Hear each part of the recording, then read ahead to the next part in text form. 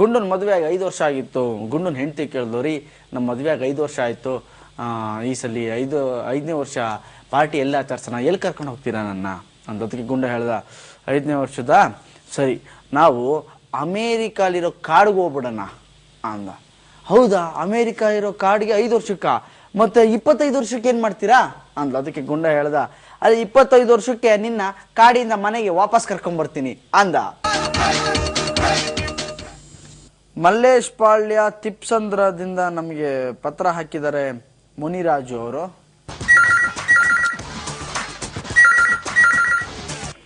Hello hello hello, Kavita ಇದ್ದೀರಾ? ಇಲ್ಲ, ತಾವು? ಹೆಲೋ, ರಜನಿ ಅಂತ. ರಜನಿ. ಹಲೋ ಹೆಲೋ, ಯಾರು ಮಾತಾಡ್ತಿರೋದು? ಹಲೋ ಮೇಡಮ್, ನಾನು ರಜನಿ ಅಂತ. ಕವಿತಾ ಇದ್ದಾಳ? ಇಲ್ಲ, ಅವಳು ಓ ಮೈ ಗಾಡ್, ಕಾಲೇಜ್ ಹೋಗಿದ್ದಾಳೆ. ಎಲ್ಲ ಹೋದ್ಲು? 9 ಗಂಟೆಗೆ ಹೋದ್ಲು. ಕಾಲೇಜ್ಗೆ? ಕಾಲೇಜ್ ಮಾತಾಡ್ತಾರೆ, ಯಾರಂತ ಗೊತ್ತಾಗ್ತಾ ಇಲ್ಲ. ಕಾಲೇಜ್ಗೆನೆ. ಕಾಲೇಜ್ಗೆ ಬರಲ್ಲ ಅಂತ ಹೇಳಿದ್ಲು.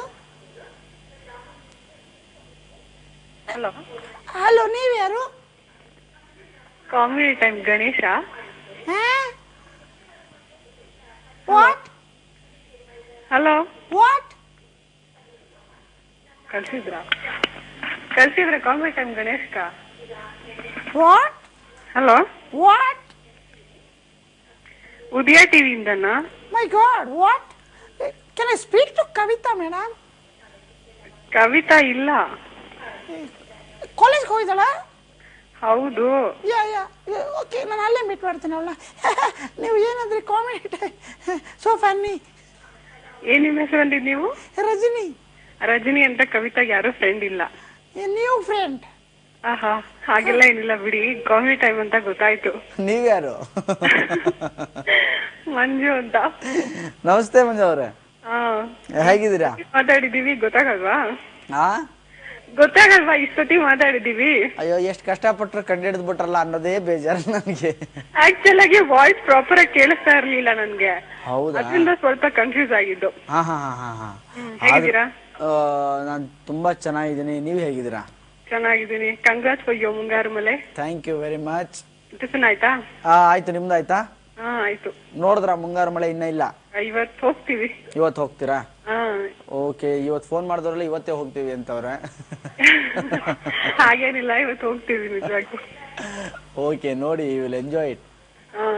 ಇದು ಪತ್ರ ಹಾಕಿದ್ಯಾರು ಮಂಜು ಅವ್ರ? ಇದು ಆಕ್ಚುಲಿ ಸಡನ್ ಇನ್ನು ನಾನ್ ನೋಡಿದಾಗ ಇನ್ನು ರೆಡಿ ಮಾಡ್ತಾ ಇದ್ಲು, ಆಗ್ಲೇ ಹಾಕ್ಬಿಟ್ಟಿದ್ದಾಳೆ. ಹೌದು ಕವಿತಾನೆ ಹೌದು ಇರೋದು. ಯಾವಾಗ ಹಾಕಿದ್ಲು ಗೊತ್ತಿಲ್ಲ.